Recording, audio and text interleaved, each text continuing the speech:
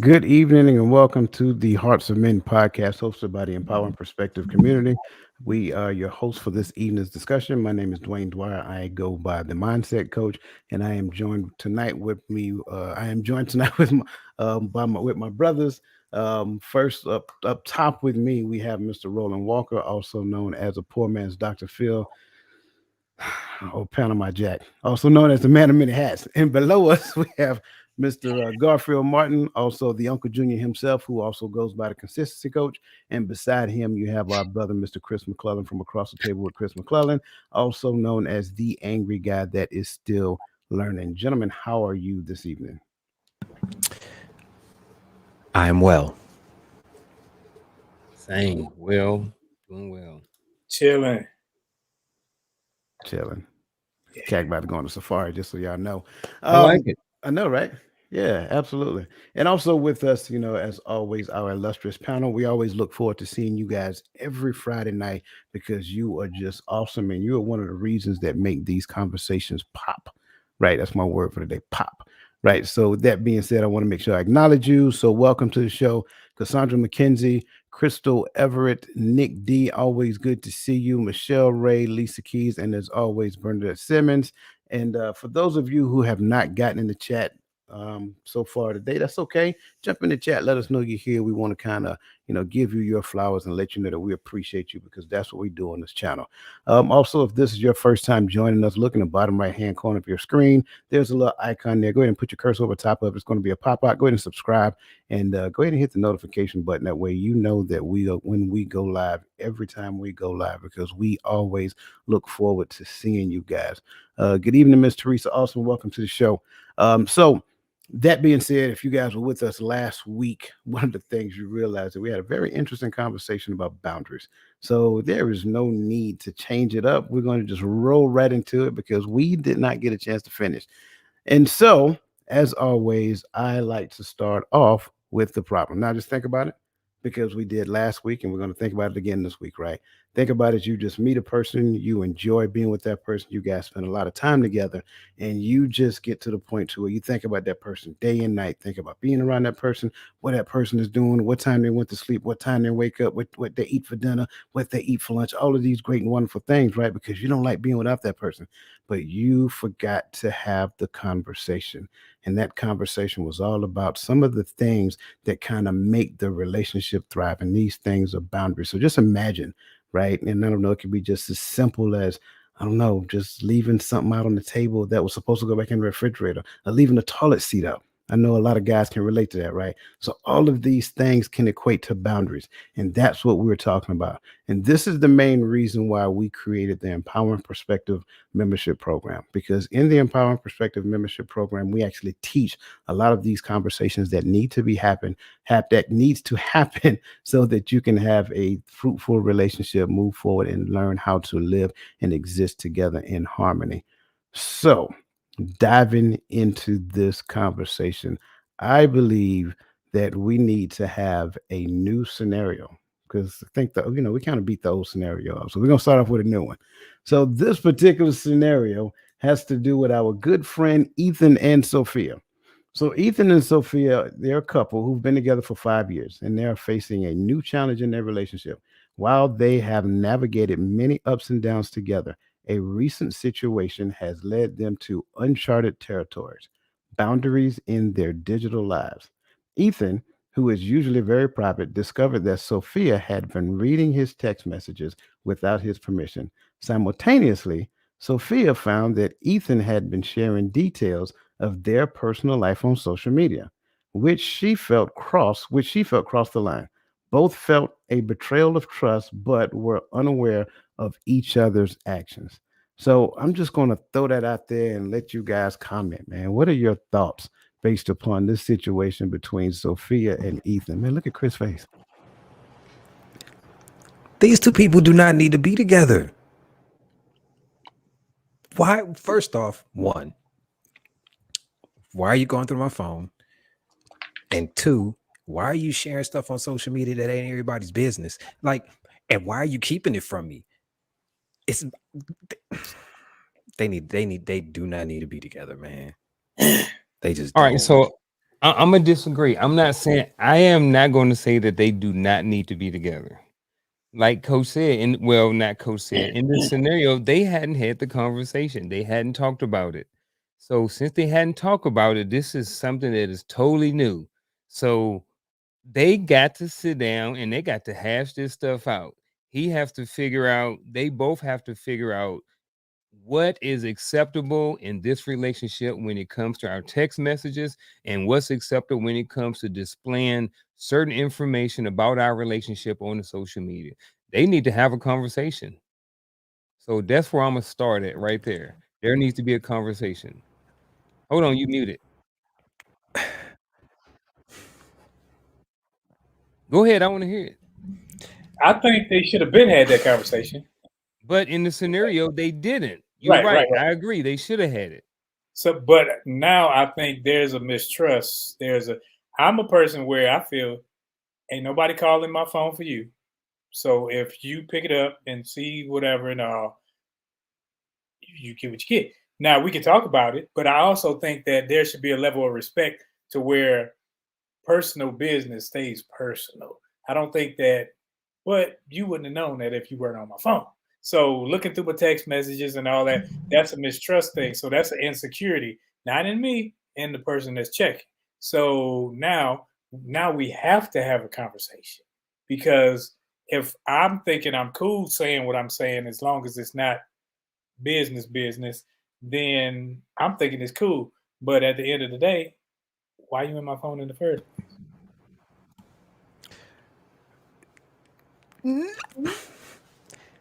These two people should not be together. They are doing things behind each other's backs. No, and you've been together for this long and you're still doing things behind each other's backs. You posting on social. First of all, why are you, if you two are together, why are you two not friends on social media? Why can't she see what you were doing? You understand what I'm saying? Like, I wouldn't date you if I couldn't be your friend on social media. And I don't have it, and I do not have anything to hide. You understand what I'm saying? Two, what thing went off in the back of your head that made you think it was okay to go through my phone? You understand what I'm saying? And do it behind my back instead of saying, hey, sweetie, can I see your phone since we've been together for this long? You understand what I'm saying? No. They just do, because this can turn into something really, really, really, really big. You know what I'm saying? Something this small. And it's still, they're doing it behind each other's backs. Like, I just do not get it. If I'm with you for this long, I am not going to do anything behind your back. I'm going to show you. And if you go, and I've actually had this conversation. Quick story. I was dating somebody. I used to work for Sprint before they got bought out by T-Mobile. I used to be a sales rep, then I was a tech, then I went back to a sales rep. I was dating somebody and I said, sweetheart, if you want to see my phone, here, all you have to do is ask. I do not have anything to hide. But if you go through my phone and I figure out you went through my phone, I'm going to cheat on you. I'm going to tell you I cheated on you, and then I'm going to leave you because you went through my phone and without my permission when you didn't have to. She went through my phone and I found out, and I went out with somebody that night, told her I went out with somebody that night, and then I dumped her because you went through my phone and you did not have to. You understand what I'm saying? It's a respect thing. You understand what I'm saying? Like, no, absolutely not. And to be real, it wasn't a tit for tat back and forth thing. It was this is what it is. These are the consequences to what's going to happen. It was cause and effect. You understand what I'm saying? You went through my phone. That was the cause. The effect was me treating somebody the same way I treated you and then dumping you because you disrespected me when you did not have to. Something that small can be that big. No, absolutely not. Take the L. Go ahead, Coach. Yeah. So I want to kind of like, because I know without a shadow of a doubt, there's another perspective that somebody is thinking right now and they hadn't said it yet. Not necessarily on the panel, right? But there's another idea. So if we're in a relationship, right? Why can't I touch your phone? Like, why is it such a big secret for me to look at your phone or pick up your phone and answer it, or check, whatever? Just why is that such a big deal? If we're in a committed relationship, you ain't got nothing to hide. Your thoughts? I don't have a problem with that. I have a problem with the behind the back part, because it's Just like don't do it behind my back. you calling me a liar. You What calling what me. is what is considered behind the back? All right, It ain't in my face. You go to the bathroom, you own my stuff, just swiping. Like, oh, if you they like can her go through your picture? phone anyway, is it, if they have access to your phone at any time, is it ever really going behind the back? If I can go through your phone at any time, You if you're in the know, shower when you and get I'm not taking a shower, I'm sitting there watching the TV and I grab your phone, am I really going behind your back, or is that, and I'm are just you speaking going to through it. it? Are you I'm just going speaking through to it it, not me. to find something? Are you going through it So knowing the that intent, I'm not right there? Yes. the You're intent, going through my phone looking for something. looking for something. Is You it understand what you I'm think saying? curiosity can, like, say for instance, like your girl, like she's going through your phone or picked it up for whatever reason. I don't know. You say, hey, go in there and check something on my phone, and she pull it up and there's, I don't know, a female's name, and she's like, who is, I ain't never heard of Becky. You know what I mean? No, Karen. Let's use Karen. I ain't never heard of Karen, right? Why couldn't be When you top Tamika? shot somebody, Just saying. when you top Tamika. Let's do because Tamika. All right. So you pick up and Tamika's in there. And she like, okay, Tamika going through and she sees some messages that she don't really understand. Hey, what you doing with this phone? Blah, blah, blah, blah, blah, blah, blah. So you But think that see, that curiosity, because she saw an unfamiliar name, can cause someone to dig deeper? the very beginning of that scenario sparked the whole thing. You said, can I do this? Or, sweetheart, do this. That is me giving you access to my phone. That is not my phone sitting on the coffee table and you just deciding to scroll through it, looking for something, trying to find something. You understand what I'm saying? It's the intent that matters. And I if you agree are with going through my intent. phone looking for something and you see something out of the ordinary, I don't mind you. I do not mind you asking me. But the first question out of my mouth is, what are you doing going through my phone without asking me? You understand what I'm saying? Why would you do that? yeah, because we all know, whether it's male or female, every morning you get up. If your wife got Facebook friends, and 90% of them are of the Negroid persuasion, somebody's Negroid? saying, I gotta stay on. We gotta stay good on with the people. But somebody's saying morning beautiful, all that other mess. Okay, morning beautiful. They trying to, like, so somebody's always saying something, especially social media. Somebody's saying something, male or female, in some fashion. So am I going through checking, oh, who is this dude? Where you know him from? I'm gonna drive myself crazy. Well, so because I'm hearing some things. Chris, I think it was Chris who said it's the intent. I think it was both Chris and Uncle Junior. You say it's the intent, but is it really the intent or is it the impact that matters?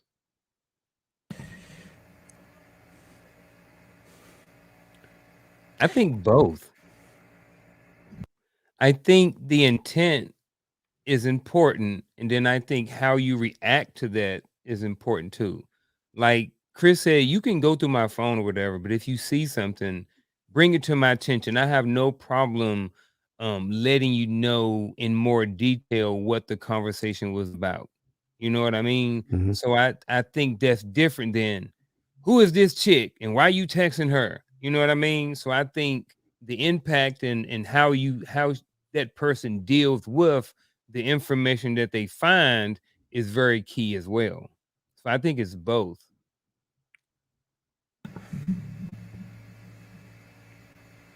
I would say both, but for a different reason. The intent matters to me because you're going through my phone. Why are you going through my phone? The impact of what you find matters to her. You understand what I'm saying? Because the impact of what happens is going to determine how we have this conversation. All you had to do is say, Chris, can I see your phone? Here. My passcode is such and such. Scroll to your heart's content. You're not going to find anything. Just don't be malicious about it.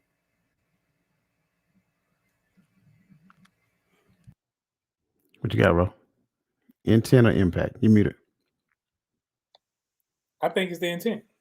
Because if your intent is to find something, you're going to find something. I don't care what it is. It could be the smallest thing and you're going to blow it up because you're looking for something. It's not like you just playing, what's that, Angry Birds or something in my phone. I ain't got no game. That's, my grandkids be in my phone. Like just my granddaughter, that's how I first got on TikTok. She was 5 at the time. 5-year-old granddaughter got my phone, downloaded TikTok, and she on TikTok doing dances and stuff. I'm like, on my phone with you? Like, I don't have that. Then I got a dog on TikTok to follow them. And then now I'm on TikTok. See, this is going to be one of those times where it's a unanimous disagreement, right? I think it's the other way around. I think it's always the impact. Like, you need to measure your intent, because if you don't measure your intent, the impact of what you do could be astronomical. Don't tell me about your intent once impact happened. I don't care. I don't care what you intended. That's just, that's how I see it. I think when impact happened, it's way too late to start talking about intent. Now, on That's the what other I think we're saying the same thing when you Oh, say But that. don't you? no, I think we're saying something different, and that's okay. That's okay. So, like, I'll say it like this: if my intent was good, but I offended you, then the only thing that matters is the impact. Nobody cares about my intent at that point. But don't at some point we have to circle back around to the intent, especially if the intent was mistrust. Because like if you intentionally went through my phone looking for something, then that meant you had a certain level of mistrust in me. So I do agree the impact is important, but I also think that at some point we're going to have to circle back around to why was you going through the phone in the first place? What caused the mistrust? What are you seeing in me, or what's going on in your life to whereas that So part you I want get to what go through? I get what you're saying. I say that's based upon the relationship and the depth and breadth of that relationship as well. Because if, like in their case, they've been together for 5 years, okay, sure. Ideally, at 5 years, you should have the depth and breadth of relationship to where we can have conversation in depth to understand what moved you to want to do this particular thing. But if we just met, I'm not going to exert that kind of energy. You know what I'm saying? You trying to go through you trying to figure out the intent. I don't really care about the intent. You figure out your intent, because that's a bridge you got to cross. That's some insecurities that you got. I don't own your insecurities. I don't own the feelings that you have behind your insecurity. But the impact is this. And so at the end of the day, what's not going to happen is that you're not going to move into my space and disturb this thing that's so very important to me, peace. Once you disturb peace, I got to move you at a distance. Now, 5 years, before I move you at a distance, we need to have a conversation so that we can figure some things out. If we can't figure some things out, then I move you at a distance. But when you look at the entirety of it, I get the intent. Sure, she was curious, and I'm just saying she because dudes do it too, right? We're not just going to make it about the woman. So they were curious. They wanted to look through the cell phone because they're trying to catch you doing something. So they're suspicious, but their suspicion may not necessarily have anything to do with that person, the other person. So the intent, sure, the intent was in some type of way. Now, I wouldn't even say malicious. It's just them trying to satisfy their insecurity. So the intent wasn't directed at you. It was something that they did to make them feel better about what's going on. Go ahead, Ro. A couple weeks ago on TikTok, I made a TikTok and people literally got pissed, mad at me, and were in my doggone inbox talking trash and on the thing talking trash because I said something to the fact that, dude, I said, men, if you want to make your lady upset, all you got to do is take your phone and be smiling at it, acting like you have at the time of your life, this, that, and the other. And women were in my inbox just going in. What you mean? You gonna do that? I'm like, yeah, dog, I was joking. Thank you for proving my point, though.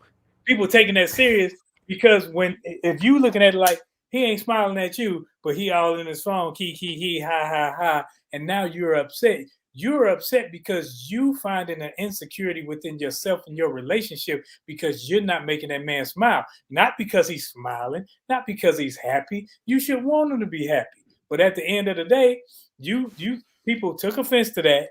And I was like, wow, I ain't take it down because it's a joke. If you don't like my jokes, that's like if you don't like Eddie Murphy, go listen to Kevin Hart.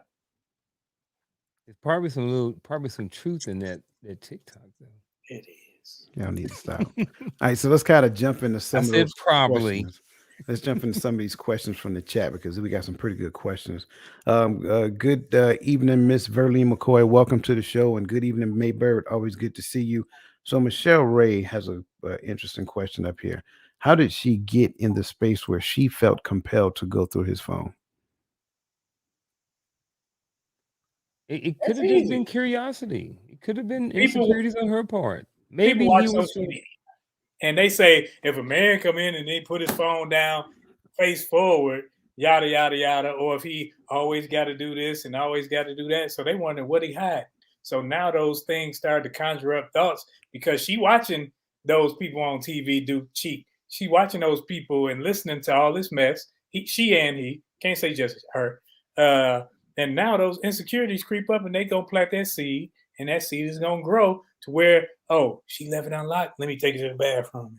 And he on the toilet scrolling through her stuff, trying to see if Cliff done said something from work. Like, come on, man. Yeah, and men play with it too. We all talk about the girl. Oh, that's your work husband. That's your work boo, because they got him, and you know they got him. Not everybody, not y'all on this panel, Listen. but they got him. How does not matter. If we have been together for this long and you can't come to me with whatever insecurity is coming into your brain, why are we together? Just why? If you feel that you have to go behind my back and do something this malicious instead of saying, hey, Chris, we need to talk because I'm feeling a certain kind of way and I need to get this off of my chest. Why are we together? We just wasted 5 years because you still don't trust me, and you still don't have the security within me, the relationship, and yourself to come to me when you are feeling like this. So why are we together? We may as well part ways now. Half a decade gone, but half a decade of a lesson. It is what it is. Take the L. How did she get into this space? Yeah. I think there were some small seeds of mistrust and different things that were planted and that were allowed to grow. Like Roland said, whether it was something on social media, where it was this or that, there was some conversation, there was something that had taken place earlier on, and it just grew. It grew to the point to where now I'm going through the phone. There wasn't a conversation that was had previously. There wasn't say, hey, I'm feeling like this, babe. Let's sit down, let's have a conversation about this. There wasn't, those things were not had for whatever reason, we don't know. But since those things were not had, then now those seeds grew to the point to where she felt compelled to go through that man's phone. That's Her why husband's phone. your girlfriend got to respect your wife. You can't. No, I'm just joking. I'm a comedian, people. But serious business though. My sister said a relationship is not going to survive without trust, and the trust has to be groomed. So it shouldn't start out with "Give me all your passwords, give me this, that, and the other." That's mistrust. That means as long as you can see me, you trust me. You should be able to trust what I say when I'm not in front of you, when I'm behind your back, when I'm on social media, when I'm doing all these things. But what people do is they don't necessarily do that, and that's where those seeds are planted. Okay, so I add a little more seasoning to the gumbo. What if there was an incident that took place, let's just say a year ago, I'm that far, an incident that took place and she still hadn't got over said incident. Now, does the how matter? I'm just asking for a friend in the back. If we have we had the conversation about said incident and squashed it? I mean, in my opinion, I want to say yes, but just entertain both sides. Entertain both sides. Well, if it went undiscussed, if there was no conversation, then I kind of understand her having that little thing in the back of her head saying, you need to go through this man's phone. He's doing this. But if we've talked about it, we've discussed it, and we've gotten over it, and you still not over it, that's a you thing, not me. See, but I could understand the other side too, because I know people who have been in situations where the trust was taken for granted, and he said, "Oh, I'm done with that. I'm done with her," and yet said situation continued, or multiple other situations continued, or being in the military. I tell you, you done people have had a B knock wife, a A knock wife, a deployment wife, husband. You had relationship like my B knock was 4.5 months it's a school. And at the end of that school, you had people crying, breaking up, and flattening tires because their wives and husbands were coming down because people develop relationships and feelings and such. So now, after that's gone, that doesn't just go away. And certain patterns of behavior, if they're still there, it'll feed into that person's insecurities. My bad. I had to do the translation in the chat for you. I see. Oh, yeah. BNOC stand for basic non-commissioned officer course. So yeah, I get that. But see, some people still think that there's almost like one and the same. Like if I had the conversation, we can move past the conversation. Nope. If we didn't have the conversation, that at some point in time will help us to move past the conversation.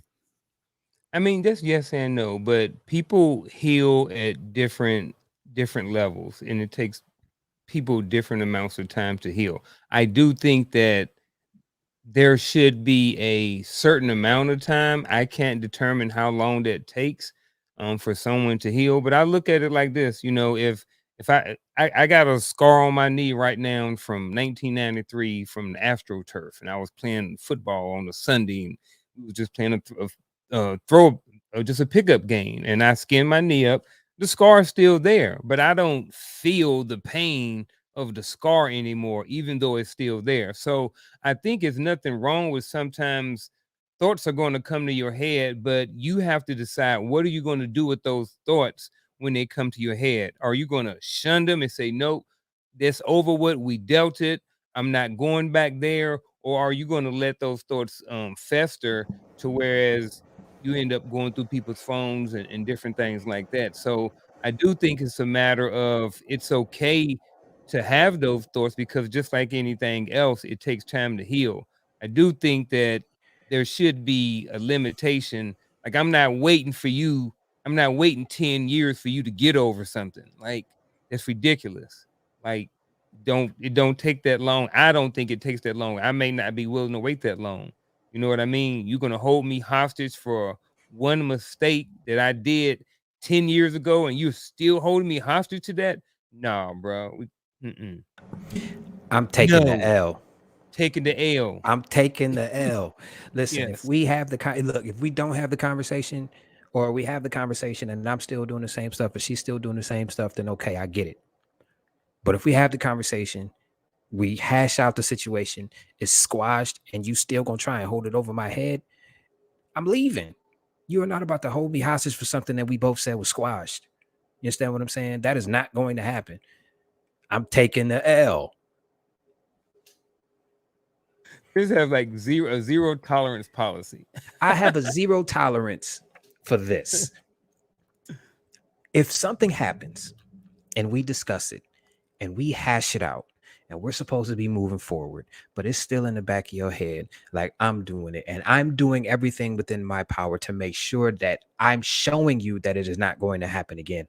I'm changing my behavior because they say the best apology is changed behavior. I'm doing what I am supposed to do, and you still want to hold me hostage over a mistake that we already discussed, and I apologize for it, and I'm changing? Get out of here. No, How long? I refuse. Approximately how long does it take someone to get? How long would you give your significant other to get over an incident? Listen, You've talked about it. It happened today, whatever. August 11th, 2023, it happened. Y'all hit the conversation today. Boom, boom, boom. What's the time frame that you have to say, you know what? At this point, you still ain't over it. File the paperwork. Once you say, "Ooh, Lisa, you beat me to it." Once you say, once you say, "I forgive you, let's move on," from that point forward is dead, because you have acknowledged that you have forgiven me for said transgression, and I have forgiven myself for doing it and hurting you. Once that happens and you bring it up later, you lied to me in the first place because you never really forgave me. You understand what I'm saying? You probably just said that to get out of the conversation because you didn't want to talk anymore. So you lied to me. I'm out. Goodbye. You understand what I'm saying? Like, no, you are not about to hold me hostage for something that we already hashed out. You gotta go. It's not a you gotta go thing. It's a I gotta go thing, because you are not about to disturb my peace by keeping something that I did and hanging it over my head just so you can feel like you got some sort of semblance of control. Like I'm going to get in line into what you think I should be in that movie you got playing in your head that only stars you. No, get out of here. See, people think that you forgive and forget because it's always been said. That doesn't happen. And I wouldn't want you to forget. If you're going to forgive, you're going to forgive. But when people initially say, "Oh, I forgive you," 9 times out of 9, they're in the moment. They're not thinking clearly. They're thinking, "Oh, I want to work on a relationship." See, because the work is the forgiveness. The work is how you get over it. I don't want to forget because I want to remember we got past this. We worked together to grow a bond that, hey, we went through that, so nothing else can break us. So at the end of the day, I think when you that "I forgive you" part initially, as just words of encouragement that we want to work it out. So, and I think that the person who is the perpetrator, I'll just say that they have more work to do because yes, they were in the wrong, and 9 times out of 10 they were sorry they got caught, and then they didn't just cut it off. They didn't just stop the behavior. They didn't just change, because you just can't change that right overnight. So it takes them time, but it also takes the other person time to mend that hurt, to see you walk in a different light. So now when they see you have different behavior and they can trust you now, they can trust you when you say you going to the store, you ain't stopping off at such and such, or you don't have certain things in your phone that make me question whether or not question myself for staying, question you for whatever you do. I like the fact that you. Oh, go ahead. No, Roland, you said something. You said you want to remember, which is important. If you forgive and you really want to change the behavior, you're constantly remembering how you hurt that other person. You're constantly remembering how you never want to hurt that person like this ever again. So there's a choice that you have to make every time that this situation comes up. That's the work. You understand what I'm saying? Making the choice to change my behavior because I saw how I hurt you. Now, if I'm making the choice to change my behavior because I saw how what I did hurt you, and you still want to hold how I hurt you over my head, I am leaving you. Bottom line. Told you. Black down the track. You're so fine. so I like the fact that you brought up the notion of that we don't have the ability to forget. I want to say it like that, um, because I think we confuse the two all the time: forgiving and forgetting. It is impossible for you to forget. Period. Point blank. I don't care who you are. I don't care how hard you say you try. If you believe you forgot, only thing you have done is compartmentalize. You haven't forgotten. Only thing you need is something to remind you of that scenario, and poof, there it is again. So you can't forget, but you can forgive. I think a lot of times what we also don't realize is that an act changes the dynamics of a relationship moving forward. Anything that causes turbulence will change moving forward. The relationship has changed. Make no mistake about it. There's only a utopian concept that, oh, well, this thing was just a hurdle. We're right back, go back. There's no such thing to going back to normalcy. Well, when that pandemic happened, right? We kept saying, well, we need to get back to normalcy. Newsflash, there is no such thing as normalcy after that. There's a new norm that is created after getting through the pandemic. Pandemic still exists, by the way, but we have found a way to exist moving forward. The exact same thing I believe happens in the space of relationship. You find what normalcy, the new norm, looks like. The new norm is not you remembering the story that you had in your head about what relationship with that person looked like before that thing took place. Again, the concept is digital transgressions, right? So once that person find you sifting through their phone, trust me, you don't ever have to worry about that person putting their phone down around you ever again. That phone will follow that person to the moon and back. If they go into the bathroom, that phone is going with them. I guarantee they go into the mailbox, phone in their pocket, simply because now you have crossed their line. They have forgiven you, but that doesn't mean they're going to put their phone down around you again. So I want to make sure I say that simply because, look at this guy. I want to make Mr. Props over here. I want to make sure I say that because I think I think it's a real thing. Man, I think there was another highlighted question or statement, wasn't it? Cassandra's statement. What made the insecurity for Sophia to have her want to go through the phone? My phone is my phone. I have always been told if you look for it, you will find it. I don't disagree with that statement. Even if you look for it, you already have in your head that it exists someplace in there. So you got to find it. So even if, let's just say, would you say her name was Karen? That's what y'all said, Karen? Hey, you Even gotta if, say Yeah, Tasha or Karen. something, man. You gotta say Tasha. well, he said Oh Karen. I'm going no, to go with Tamika. Tamika. Okay, so Change we're it going to to go with Tamika. Tamika. So even if Tamika just sent a text message saying, hey, I'm just checking on you and see if it's okay. Who is this chick? You know what I'm saying? It doesn't really matter what the statement is. The story is already in your head and you will make it up en route, even if it's just a simple thing saying hello. So we got to be careful with that. So I'm agreeing with you, Cassandra. And I Um, think one thing that, I don't know, it hadn't came out yet, but just like, the sometimes people don't want, it's not that they don't want people to go through their phone. It just maybe certain conversations may not be for the other person. If me and coach are having a personal conversation and he's giving me certain personal information through the text, I may that may not be for my wife. It's nothing bad, but that's between me and coach. And coach has felt like, a thought that right now, I'm going through something personal and I want to share it with Unc. And and that's not for my wife to see.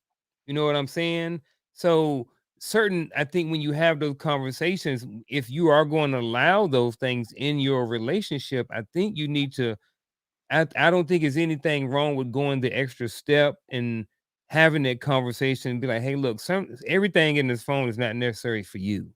You know what I'm saying? So you have access to it, but these are the boundaries in when it comes to going through the phone.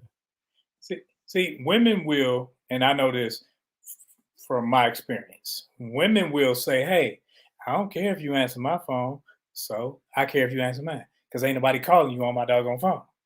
So that's why I don't answer other people's phones. I'm like, ain't nobody on that phone for me.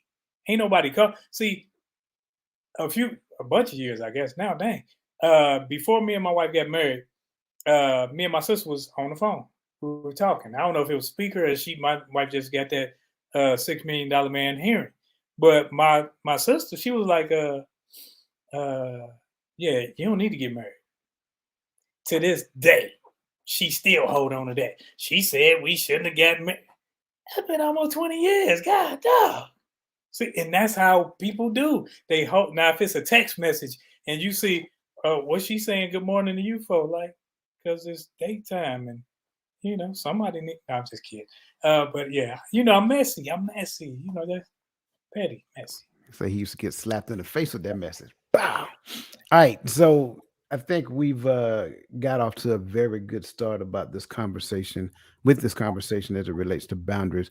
I want to kind of dive into the first question here. And we may have already touched it a little bit, but I want to dive a little deeper because everybody has their own upbringing, their own style, their own perspective, so forth and so on. So, in what ways might Ethan and Sophia's personal values about personal space influence the boundaries they set?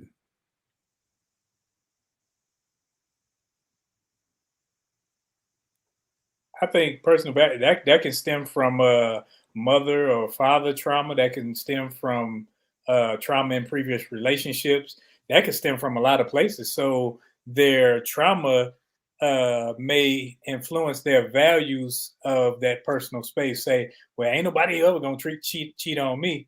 This person cheated on my mama and all this other stuff. So now what you're doing is you're putting that baggage on our relationship and it's bringing us down. And then you make me want to get out there like Chris and say, well, kick rocks. Because if we are working on us, that means we got to put the work in. That means no one else is in this relationship. We got to look each other in the eyes and say, hey, I'm not lying to you. You're not lying to me. Even if it's a hard truth, we still got to put it out there and not just be out here saying things just to make the other person happy. It could be a mutual respect thing. I could see my mom and my dad say, I could see my mom and my dad not go through each other's phones like that, not log into each other's computers like that without at first being like, okay, mine is down. Can I use this? It could be a mutual respect thing. Like, don't touch my stuff unless you ask me to. And if you ask me to, I'm going to grant you access to it because I do not have anything to hide. You understand what I'm saying? It could be that.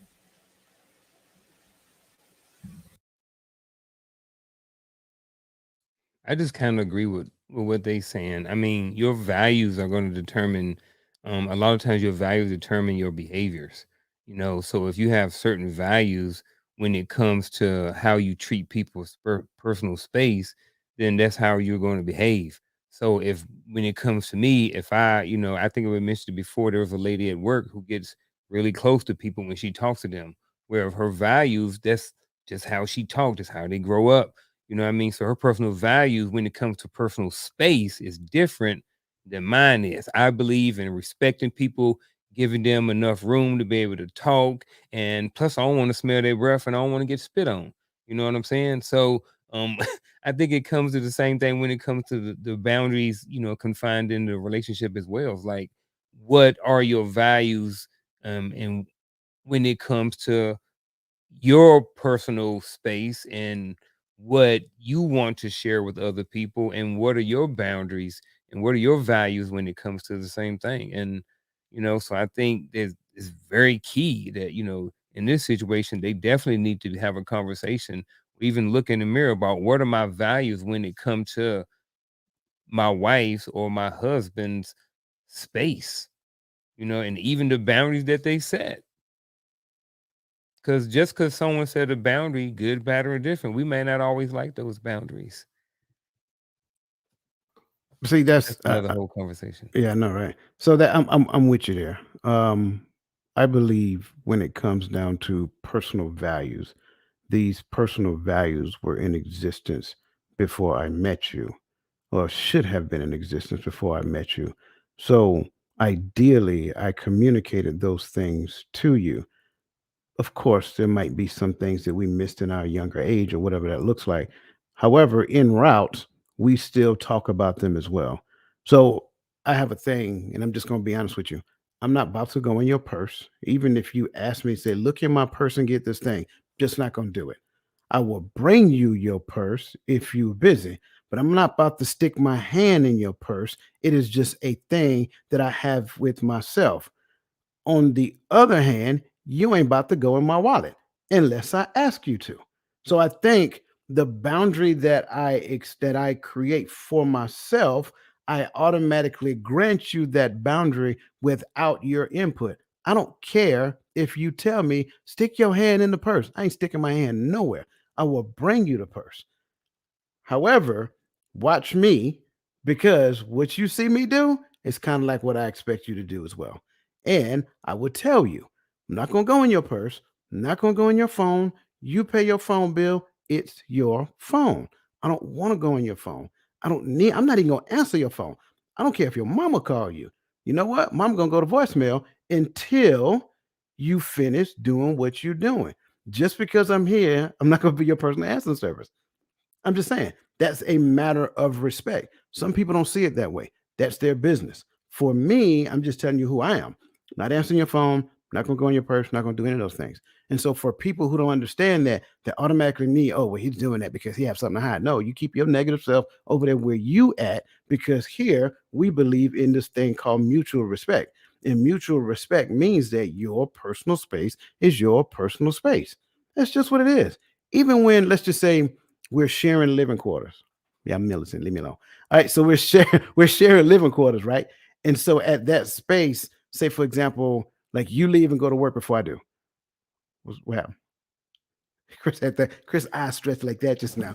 So I'm reading the private chat like a goofy. Never mind. Oh, okay. Go I done ahead. told you, man. You got to stay out in the private chats.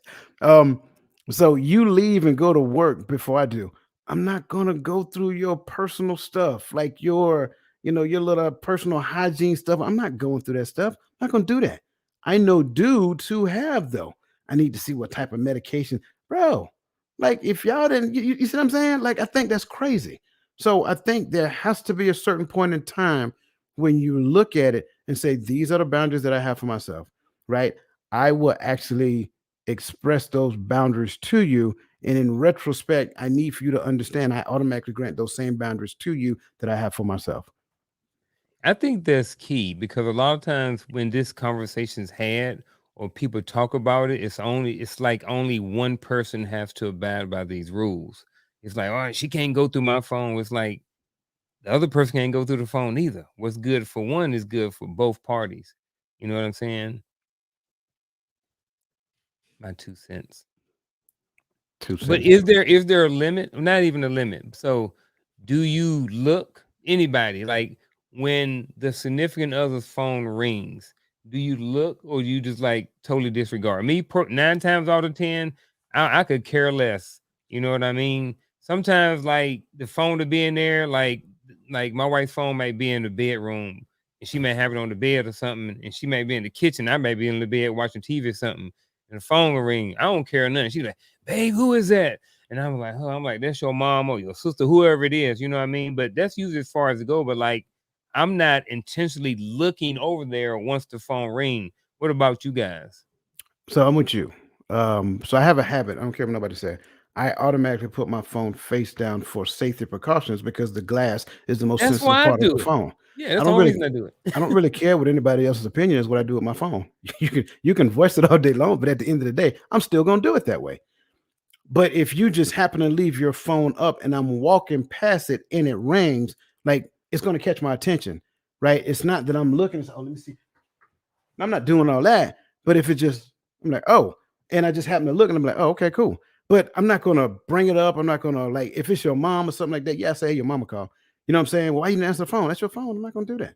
You know what I'm saying? You'll get to it when you get to it. Um, but if it's anybody else, I don't have two words about it. It is what it is. Now, if it's keep flashing in my face, you know what I'm saying? Tyrone from around the way. You know what I'm saying? Like stuff like that. That's different. That's different. You know what I'm saying? Tyrone. Yeah, that's totally different. Yeah. Something like that that just keeps flashing in my face. Like so, everybody live in a space where we have Bluetooth in our vehicles. You know what I'm saying? So if it keep flashing in my face, that's something totally different. But that's like it'll come out as a question. You know what I'm saying? Not as a like who is that? You know what I'm saying? Not like that. You know what I'm saying? Like yo, like what's happening right now? You know what I'm saying? How is it that you know what I'm saying? We So I together, but think Tyrone keep texting. right. Like I don't, and if I'm being honest, I don't mind Yeah. because I'm not that I'm not that snoopy, if you will, by using that term. But I don't mind. Just do it up, do it, whatever. I'm not giving you permission to be sneaky, but that's your own conscience you got to deal with. I'm secure. I guarantee it. I'm not that person. Now, if we're sitting and you're just kind of going back and forth, I'm like, okay, so what's really happening right now? Like we're together, but this is what you're doing. To me, that's disrespectful. And I have a mind, I have a concept. Men really, and I can only talk about mature men. I can't speak for everybody else. Men really only bring up things that has to do with respect.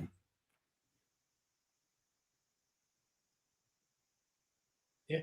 A lot of truth in this statement. Well, Like with that question, my wife, her and coach were doing something, whatever, and I gave her the number. So then she called me back. She texted me or something talking about, What? I'm like, dang, didn't I give you the number already? Now, if they talking on the phone or he texts her, this, that, and other, I trust her and I trust him. If I knew he was a shiftless dude, I still trust her. So at the end of the day, I'm like, when hey, you got his number? Call him. You need me to call. I'm not to go between nobody. I'm not gonna say, okay, I'm gonna keep people apart because I don't do that. So, but I got Can you. I Yeah, go ahead. can I chime in real quick? And Uh, I'm that dude when I talk to him, which will be soon, by the way. I'm like, yeah, I talked to Olympia today, bro. You know what I'm saying? I'm not gonna hide nothing from him. You know what I'm saying? Because really, that to me, that's my sister. So it's nothing to hide, no shifting over here, bro. I just want him to know. You know what I'm saying? Whether he knew or not. Yeah, see, and my wife, she does a lot of. At first, she's a realtor. She just do different businesses. She got 2 phones, and she always on both of them. When it's family time, man, you better put them phones up. Period. I don't care what's going on.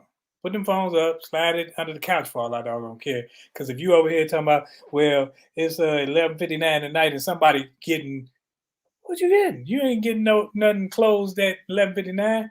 And my grandma said the only thing open past midnight is Denny's, back in the Denny, and McDonald's. No, she ain't say McDonald's. She said Uh-huh. legs. Yeah, McDonald's. McDonald's. She said Denny's. My grandma, Denny's and legs. Isn't it Burger King? Habit Joe? I'm sorry. All right, man. But great question, man. Thank you for bringing that to the table, brother.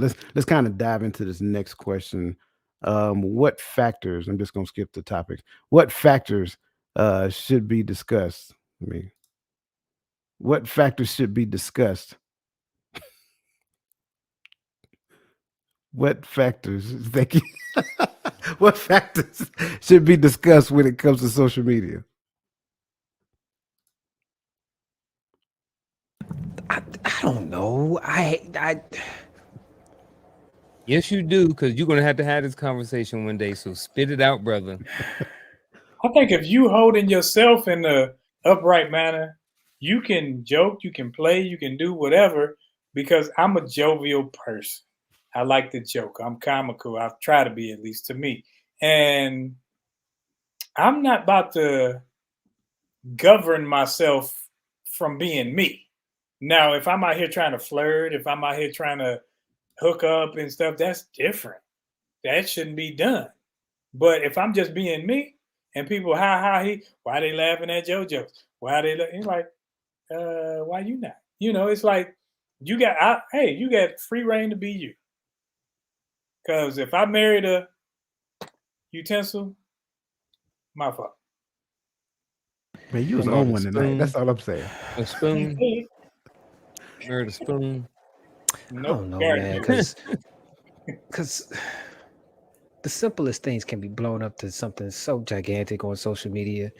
I mean, as long as you are not doing anything that's disrespecting the relationship, like thirst trapping or posting thirst traps, or you understand what I'm saying, or putting our business on social media when it's only to be discussed between us, like stuff like that. But that's stuff that should come with the territory. Like, you're a grown up, you should know better. Why are we having a conversation about social media? You understand what I'm saying? Because a lot of people get in trouble over it. And I get it. I'm not one of those people who get in trouble over social media. I'm the type of person is, you don't blame social media, you blame the person behind it. That's how I believe. So I'm with you guys. If I married a tool, then I get tool results. Kitchen shears. Kitchen shears. If I married some kitchen shears, I get kitchen shear results. They don't sound as nice. See, that's why, I'm But- buttoned up to here. Yeah, because you don't want to. Thirst trapping and stuff, showing my white hair on my chest. Yeah, all your taco meat hanging all out. Dad bod and stuff. I'm out here trying to be sexy. Get out of here. Yeah, I think it's a time and place for it, and I think if there is something new that comes up, I think you have a conversation about it. You know what I mean?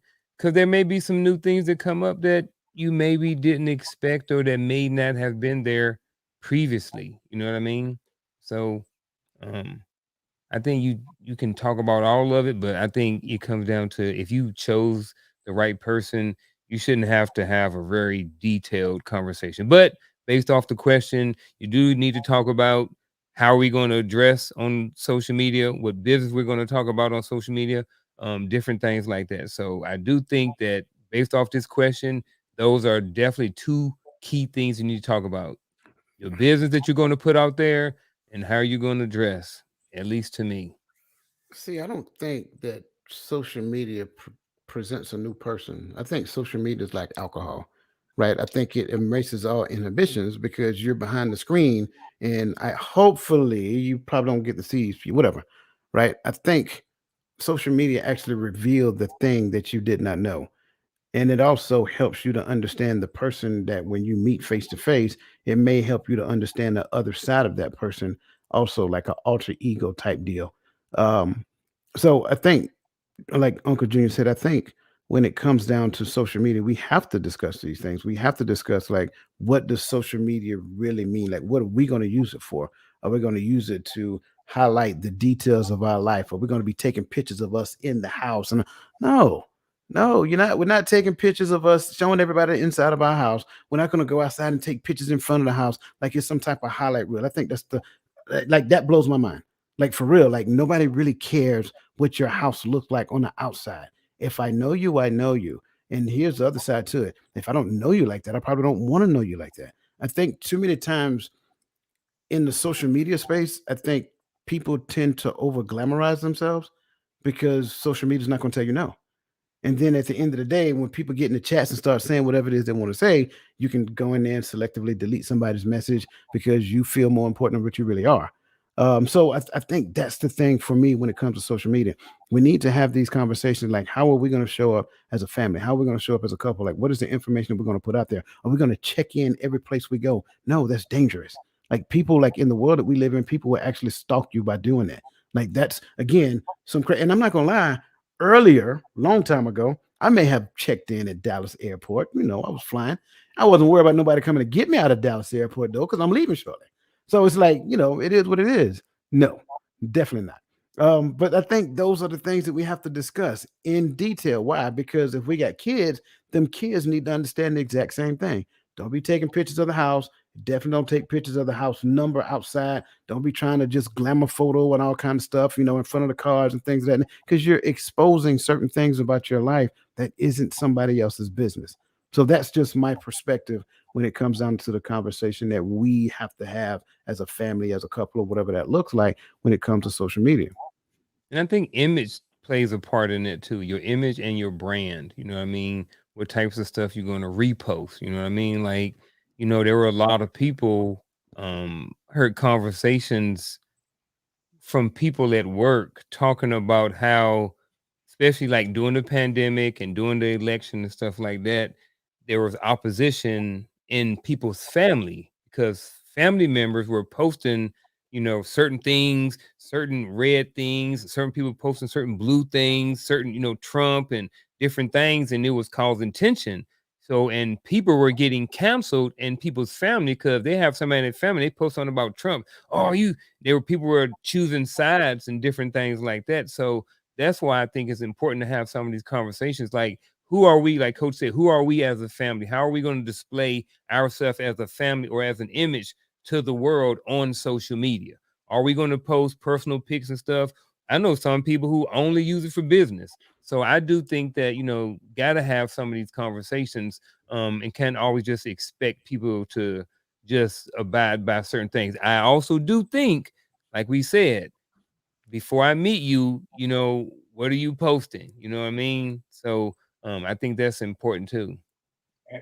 I think that when it comes to social media and your posting, you should consider one, how you look to other people, but some people don't even care. And I think that some people post a lot of things and a lot of messages for attention. And sometimes they don't know, supposedly, that, oh, you doing this, woe is me. You're doing that for attention because you're saying, like, I need $40 for the rent. It's like, stop. Like, But people post things just for attention, just for somebody to say, "Oh, it's gonna be all right," and all that other stuff. And I hate those things because I go on there to try to inspire, try to make people laugh, or put some knowledge out there. I will rarely have anything with even cuss words on there. If they cussing, it's gonna be a point to the cussing. It's gonna be a point to them saying these words, something to listen to, not just somebody out here being vulgar. That's why I monitor my page like that, where I don't want you to just come on there and there's some derogatory behavior and all this other stuff. Yeah, stop telling me you had a bad day at work. Yeah, I think people post stuff for attention all the time. They post stuff like "pray for me" and that's it. I was like, because you want people to engage with you and ask you what's going on, sis, or what's going on, bruh. You know what I mean? Like I see those posts especially in the morning. Yeah. Attention is the new currency. Attention and validation is the new currency. That's it. I'm starting to see that now. That's it. I'm 'Cause I just know being my honest. children, Don't tell me you had a bad day at work. I don't care. So my did a whole wife, bunch of other people. Exactly. because I got a lot of flack when I shave my beard. It's like, oh, you're just trying to get some attention. I just sometimes I need it, but yeah, I can't dang. do it for me. Yeah, I that's can't just shave my sometimes beard. sometimes I've always been in the good way. I've always been a fool, man. Always. So yeah, so it's like I'm not gonna. I could be at a funeral and I'm gonna have some fun. I'm gonna be talking about the skin. I'm gonna be talking about whether or not they get them ballerina shoes on under their stuff. I'm See, tripping. yeah, we talk The about that toe. after the show because I got something for that. The toes over the heel. I'm sorry. All right, next. My bad, Point it man. up. Right. The next Hey, question. bud. The next question is: what are some common communication barriers when it comes to establishing boundaries? Now, I want you guys to kind of like entertain all of it. Like when you go to share your boundaries, what are some of the things that you could possibly run into, so forth and so on? All things will go. First thing, somebody gonna get in their feelings Emotion. because they may not see it. So I know we're gonna go into that more, but I just want to be the first one to jump out there and say that.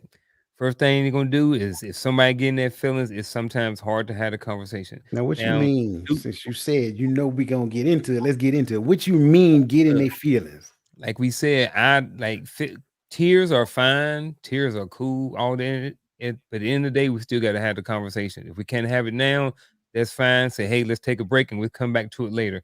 But sometimes people don't feel comfortable having a conversation because, let's say, for instance, things are going great in the marriage or in the relationship right now. They've been going good for a month, 2 months, 3 months.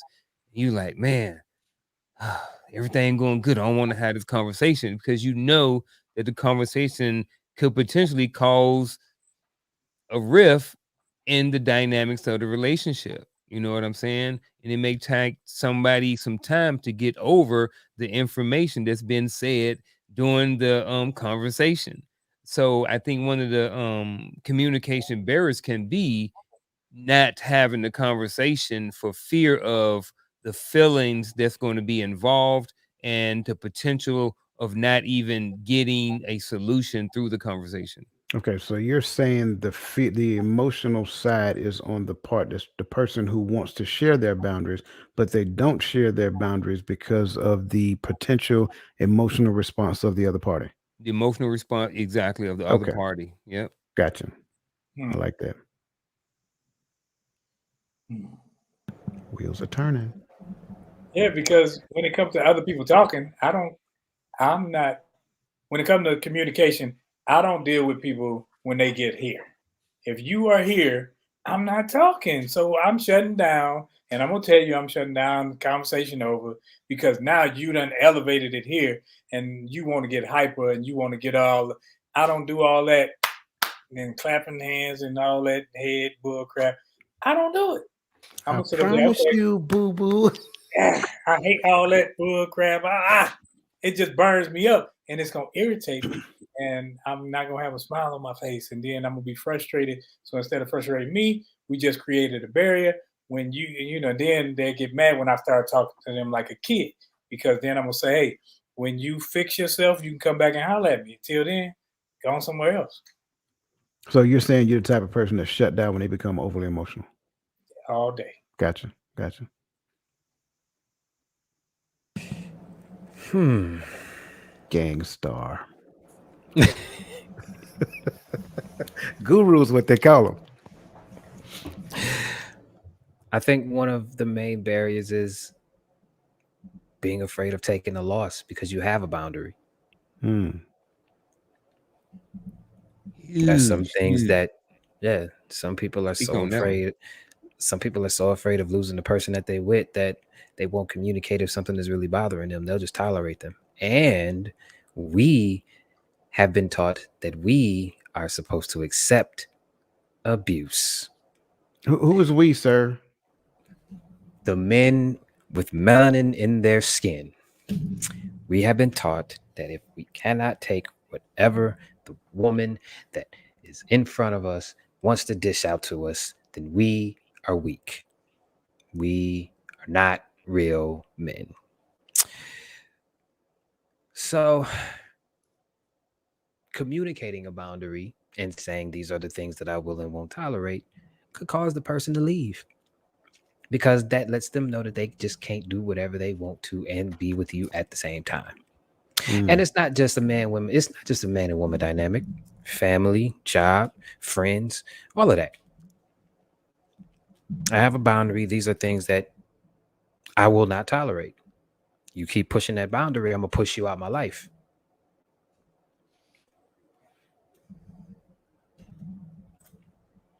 I like it. I like it. So I'm gonna inject another one. I think when it comes down to, and it's not just communicating the boundary, it is also respecting the boundary for me. Once a boundary has been communicated, there has to be a level of respect for the boundary that's communicated. Because if you express your boundary, you also have to protect your boundary. But at some point, when you recognize that the person is constantly overriding your boundary, then at some point we have to analyze and come to the conclusion that this person, we didn't had this conversation about three, four, 5 times. I have to conclude that this person probably just don't respect my boundary. So I kind of want to throw that on the table as well, because I also believe that that is a communication barrier. It's not just that it's not just me expressing it, because let's just say I'm secure enough in me to express it. But now the other side, the biggest misconception of communication is assuming that it actually happened, right? And the only way that you can tell that communication is actually happening is through the behavior of the other person. So if the other person does not respect the boundary, there was a communication break someplace. I know I articulated it in the midst of the conversation. You agreed that you understand the boundary and you respect the boundary, and that actually made sense. So where's the disconnect between here and the behavior that actually happens? So I would say that's also a communication barrier. No, nothing. All right, bring Nick D's conversation as her statement to the table, because I like it. People not being completely transparent for fear of rejection. Yeah. They send their human resources representative instead of the dude from the mailroom who's really the dude that they are. I What think Bernie What? that's Mac say? What Bernie Mac say? Boy, be yourself. If people don't like you after you being yourself, F them. Up up against the against the wall, Up against the wall. handcuffs on, crazy glue on the lips. Wow. But see, I think when it comes down to this one, and I know that there, I want to be careful. This is my one sexist statement for the night. I know that a lot of men do this because ideally they encounter a young lady that they really like, and so, in order to keep her, they believe that they have to make it extremely easy for her.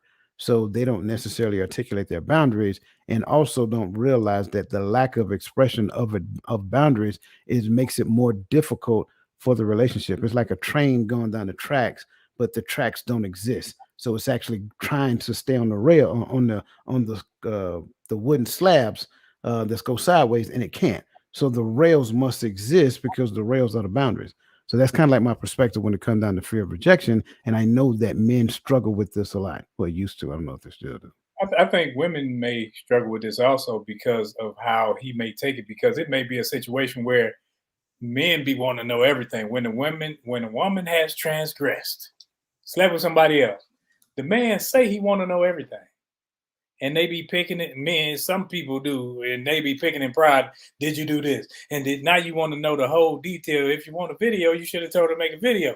You shouldn't be once she say it's done, it's done. You don't need to know the details like that, because at the end of the day, either you're gonna forgive her or you're not.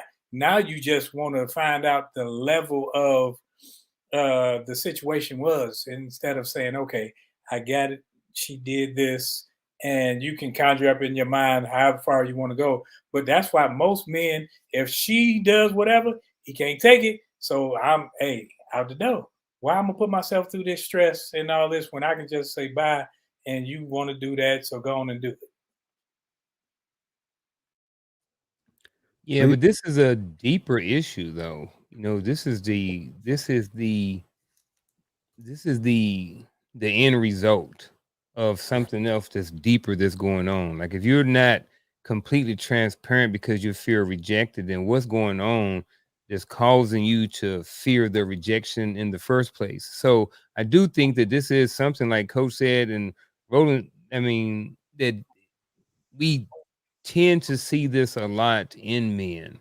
You know what I mean? They are scared because there's always that fear of rejection, until some point. I mean, dudes, we get rejected all the time. You know what I Can I be mean? transparent Go right ahead. now? Yeah, be transparent. You haven't been all day? No, Oh, my bad. I'm Go talking ahead. about me now. I was in a situation where I was the person who transgressed. Now, when getting asked these questions, well, how many times?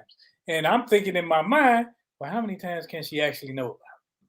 So I don't want to, boom, blow it out the water, because I could have said, boom, just, you sank my battleship. Nope, I'm giving you this little speedboat, and you're going to be happy with that. Because if I give you everything, all of the little details of it, now it's like it seems, oh, this was a relationship. So now Yeah. it's more I have to deal with. So yeah, it was the fear of rejection, the fear of, oh, I'm about to actually lose. If I give her all this, I'm gonna lose. Yeah, and I think it causes. I don't think that too much details is important going forward either. People say, well, the more you know, the further you grow. But in certain situations, more information and details is not as important. Like, say, for instance, you was transgressing out at Walmart in the neighborhood. I'm just saying. So now, every time y'all go to Walmart, your old lady thinking, well, is this where y'all was at? Or now you can't go to that Walmart no more because it's always bringing up those thoughts and stuff. So that's why I think that all of those details are not as important. It's bad enough you did it, but I think there should be a limit to as far as how much details and sharing of information that you should do. Cheat on me, take it to your grave. Don't be like, oh, I'm sorry. Nope, take it to your grave. Do not bring it up. I do not want to know about it. Because now I'm forced to have to make a decision. And I just don't. I'd You're rather just forced not to know. have to decide if you want to stay with this woman or if you want to take a loss. If you want to Absolutely. take the L. Absolutely. Can we be I honest? am not That's a afraid of real taking. decision. Can we be honest Yes. though? Yeah. I think the decision was made before the conversation was had. I Yeah. think the reason why you're having the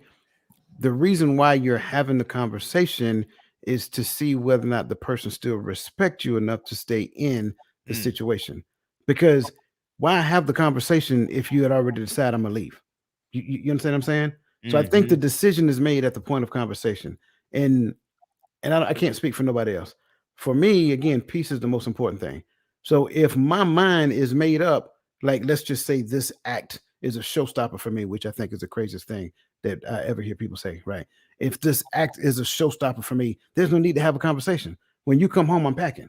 So that's my point. So why have the conversation if the decision was already made prematurely? Why put the person on trial if you're going to just leave anyway? That's I just my agree. thoughts. So Yeah, go I ahead, And go that's ahead. agree. why I say immature men, immature women think to where they got to know all this stuff.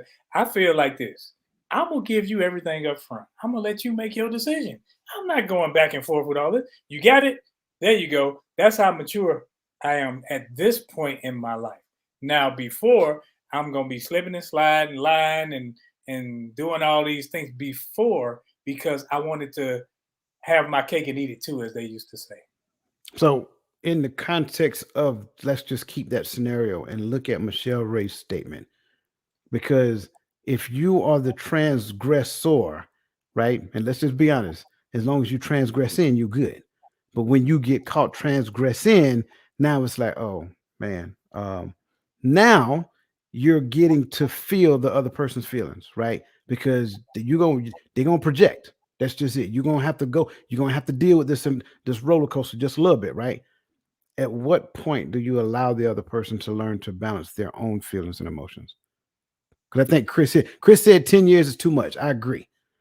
Like, it happened today. Do we go through the conversation a week, 2 weeks, a month? I'm just curious. I think that if it happened today and ended today, then you can start to see the growth, the maturity, the moving forward. But if it happened today and it's just because he got caught and you gonna still his behaviors ain't changed. He ain't changed. You know, I do not think that you can put a time period on somebody else's feelings. Like, I don't. However, you could put a time period on how long you're gonna let this person make you miserable because you did something wrong and you apologized. So I think it's on you.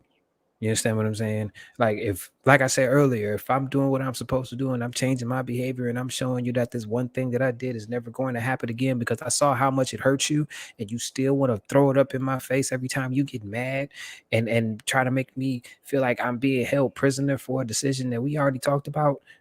Goodbye. You're not about to control me. You need a level 2 when dealing with me. You understand what I'm saying? I don't have about listen. I said this before, man. I don't have any problem taking the L. I don't care about your tears. I don't care about your temper tantrum that you gonna throw. I don't care about the names you gonna call me. I don't care about any of that. You're not about to hold me hostage for something that we already discussed.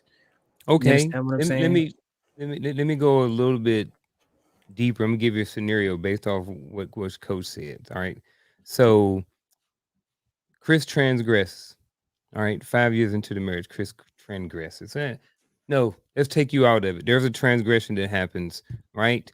And after the man transgresses or cheats or whatever, right? The woman's like, you know what? I really ain't trying to, get busy with you no more right now.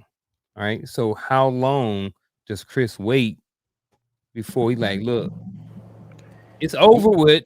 We're done. It's behind us. But right now, I'm not feeling sexually attracted to you because I know last week where you was at and who you was with. And right now, I'm not ready to go that place with you in our relationship. How long do you not allow, but how long do you let that be before it becomes an issue?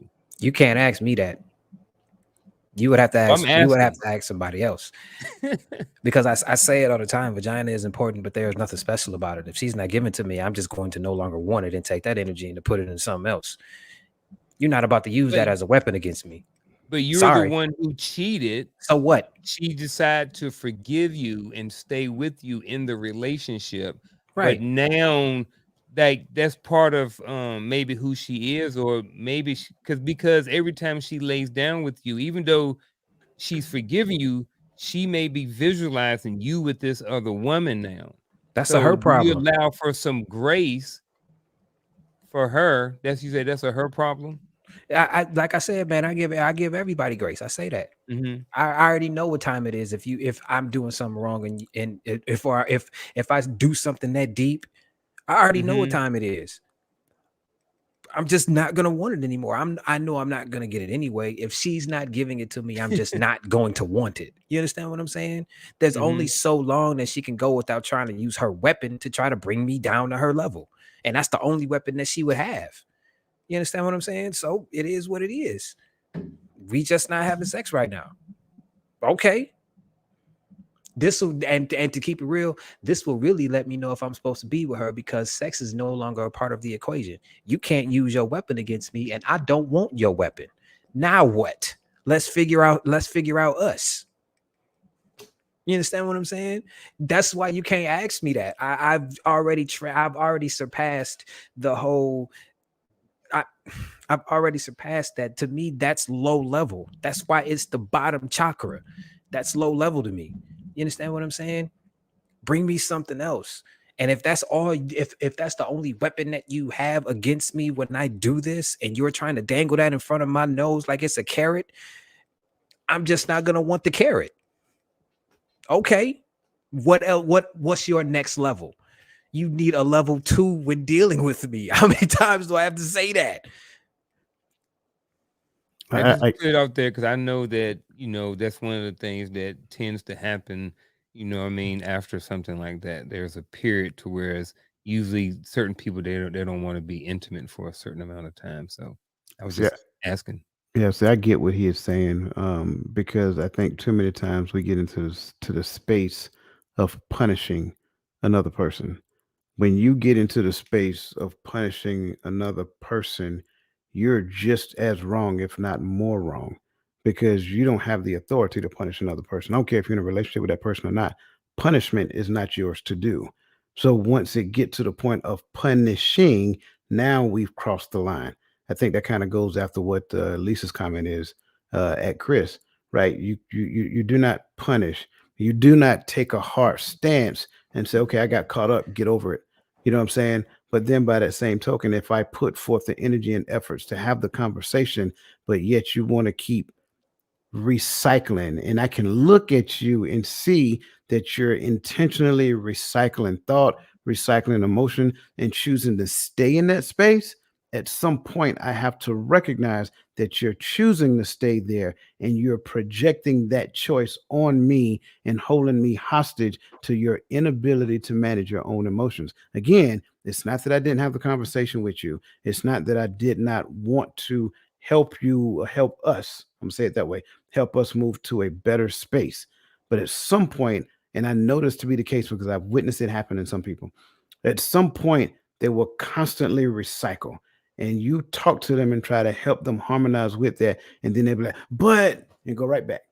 You know what I'm saying? And it's like at that point, I'll be completely honest with you. I have literally told people, and I hate to say it, I never had to turn down a guy. It's always been a woman. Then I had to tell her I can't help you because as a coach, we're looking to move forward. But you want to talk about his transgressions. I can't. Like if you want to do better, it's not going to do you any good to stay there and choose to talk about it over and over and over again. At some point you have to think future forward. What does the future look like for you? What does, you know what I'm saying, like what does, if I was a queen for a day, if I was a king for a day, if I could choose what my outlook would be, what my day would be like, what my life would be like, let's have those discussions. But at the end of the day, to kind of go back and recycle this and recycle that and recycle this and recycle that, you are choosing to stay in a negative headspace. And as long as you choose to stay in a negative headspace, you will not get over that situation. Go ahead, bro. See. Miss Lisa, yes, it is a weapon. And here's why. We know that we as men like to do it a lot, or at least have the option to do it a lot. And if you think that you are going to take, and that's another thing that I say before, like I don't mind not doing it, but I don't like can't doing it. You are not about to put a cap on what you know I want, but still think you are going to get everything out of me that you want. You understand what I'm saying? Like, we're not putting a cap on my time. We're not putting a cap on my resources. We're not putting a cap on my money. We're not putting a cap on any of those other things. But you get to take what I want away from me and still get what you want. Even after we've had this conversation, I'm just not going to want it anymore. That's a weapon that you were using. You are weaponizing the thing that I want against me to try to make me feel bad and bring me down to your level. No, absolutely not. Gotcha. So yeah, I think we kind of like we kind of dove on this one a lot. Again, it's the emotions.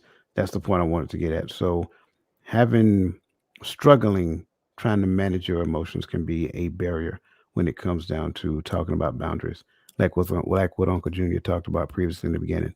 So that being said, this takes us to our bittersweet moment for the evening, and it takes us into our final thoughts where these gentlemen actually shared their perspective in moving forward. So with that being said, we're going to start with the youngest gun on the panel, Brother Chris. Oh, wow. Started with me. Okay. Well, my final thought is the same thought that I had last week. Having boundaries is okay. Having boundaries teaches other people how to treat you. And having respect for yourself to have those boundaries will also show them how to treat you too. We have to get to a point where we are not afraid to stand in those boundaries and we are not afraid to take a loss. Sometimes it is what it is. If that person doesn't respect the relationship enough to respect the boundary, then they don't need to be a part of the relationship. Boundaries are necessary in personal relationships. That's my final thought. Boundaries in personal relationships. I wrote down 3 boundaries that I think are key for most personal relationships. The first one is respect for personal space and time. I think we have to set boundaries and limits on our time and on our personal space. I have something set up in my life at 10 from 10 p.m. to 5 a.m. No one gets through except for about 5 or 6 very important people to my and that are in my life. So I think having respect and making sure that people adhere to your boundaries are important as well. So the first one is respect and personal space and time. The second one is communication and honesty. And not just communication, but effective communication. Is what you're saying getting put across? And is it being heard? And are you guys working together in that relationship when it comes to the communication? And the honesty and transparency as well. If there's no honesty and the communication is not there, then that's going to start breeding mistrust and different things like that. And then the last thing is the emotional and mental well-being of yourself. All of these things are important because if you don't have good mindset and personal emotional a certain emotional sense about yourself or a certain amount of mental well-being, then it can directly affect a lot of choices and other things in a negative way in your life. So at the end of the day, those 3 things that I think are good for people to have in their personal relationships are respect for personal space and time, communication and honesty, and lastly, emotional and mental well-being. Man, them brothers took all my answers. But I think that when it comes to boundaries, boundaries has to be established on truth, and you can't start to establish new boundaries all of a sudden after transgressions have been made. So when you are establishing everything, you got to be open and honest from the get go, so that at the end of the day, you can say, "Hey, I gave you everything. I gave you eh, the truth and honesty. Those are my boundaries. So if you go beyond this, you know it was disrespect. If you go beyond that, you knew I wouldn't like it. And if I do it the same fashion because I didn't respect you enough to give it to you up front to let you know uh the things that would offend me, the things that I wouldn't like, the do's and the don'ts. I'm not trying to be controlling. You should be yourself. Don't ever try to control another. I always tell my daughters, I tell my son, hey, don't let anybody control you with whether it be with their bodies, with their whatever it is. Don't let another person control you to do what they want you to do.